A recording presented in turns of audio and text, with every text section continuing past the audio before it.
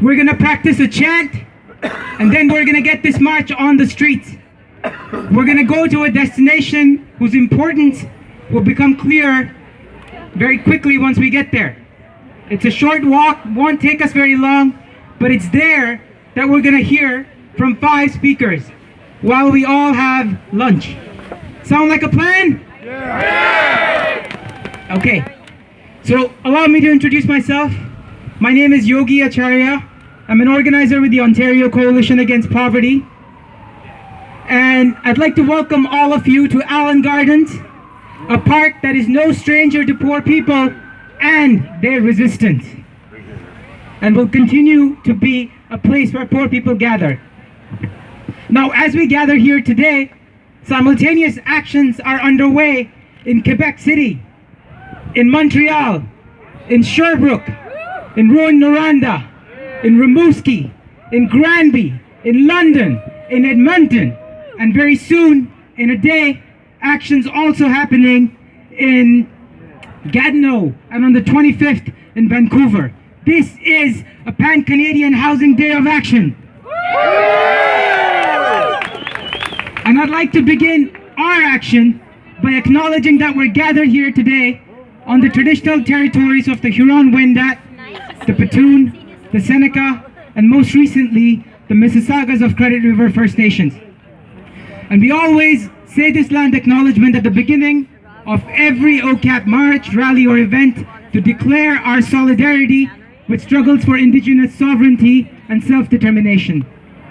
And nowhere is our solidarity in support of Indigenous struggles more necessary than the issue of housing. 1 in 4 Indigenous households today in Canada live in what are called unsuitable dwellings. Indigenous people are 8 times more prone to homelessness compared to the general population. And that's a damn shame. Now, conditions in social housing across major urban centers in Canada are appalling. Here in the city that we live in, we're faced with a situation where close to 1,000 TCHC units, the Toronto Community Housing Units, the biggest and worst landlord in the city, are facing closures. They're being boarded up. Unless repair funding is secured, they're talking about boarding up a unit a day. Think about that. A unit a day next year at a time when close to 200,000 people languish on a social housing wait list.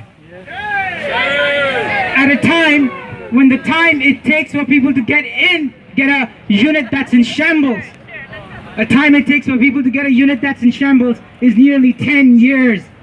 The stories you hear on the streets are heartbreaking. Just yesterday we did a serve at Moss Park here, and we met with a woman who said she was dealing with brain cancer, radiation, and all kinds of chemotherapy while she's surviving on the streets. She can't even get housing in those conditions. Wow.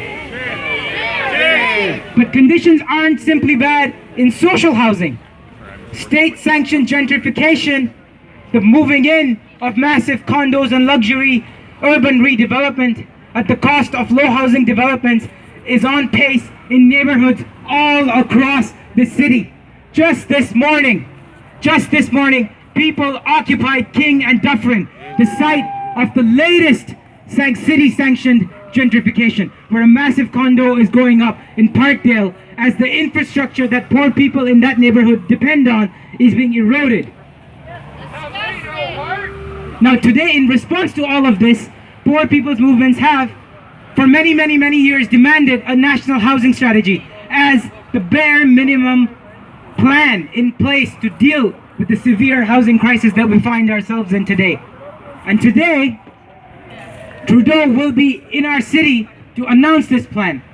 But there are a few things that become clear right away. Let's start with where they're announcing this. Trudeau will be gathering at Lawrence Heights, which is the site of the largest redevelopment by TCHC. And the plan is this: 2 private developers will replace 1,200 units of social housing that are currently in shambles that neither levels of government will fund. In exchange, they get to build about over 4,000 units of for-profit development and retail space in a neighborhood they will now call mixed income. I mean, but that's not the only thing.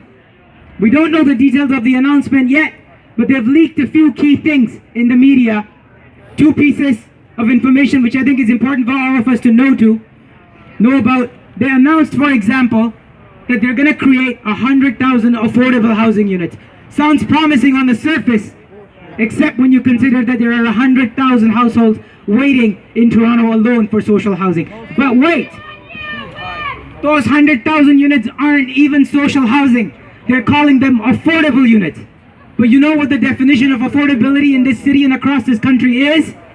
What? It's at or just below average market rent. Who can afford that? Low-income people can't afford average market rent, and increasingly even middle-income people can't afford average market rent. It's a hoax. The other thing the Liberals talk about is the creation of a rent supplement. Again, sounds promising. People need money at a time when incomes are under attack to pay landlords. But a rent supplement, in absence of a strong social housing plan, in absence of an expansion of social housing, merely puts money in the pockets of private landlords, not in the pockets of poor people. And what kind of strategy is that?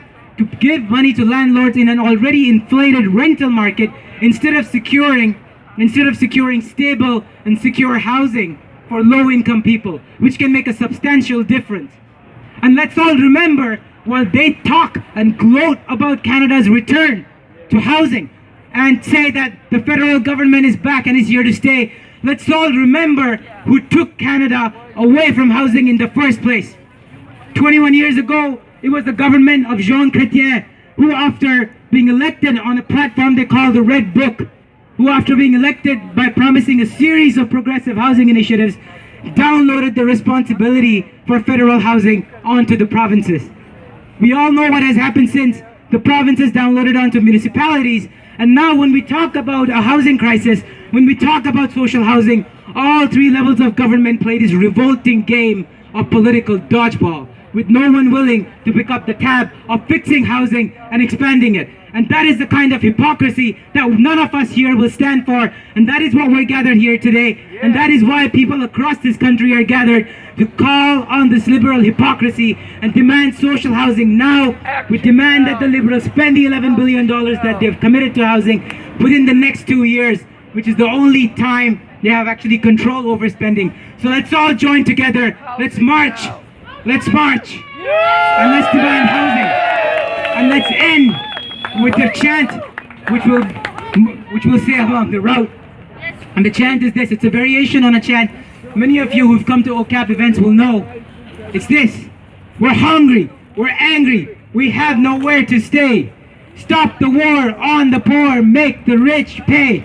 We're hungry, we're angry, we have nowhere to stay. Stop the war on the poor, make the rich pay. We're hungry, we're angry, we have nowhere to stay. Stop the war on the poor, make the rich pay. So alright, we're gonna march, but there's a couple announcements before that. For people, sorry my voice is getting hoarse, but for people who are unable to walk, we have 2 accessibility vehicles that are gonna come along with the march. Gary Kinsman, who's our accessibility marshal, can help you. We ask people to meet us at the intersection right over there. And for all the people who are going to join us on the march, please follow the lead banner to that intersection. Let's go!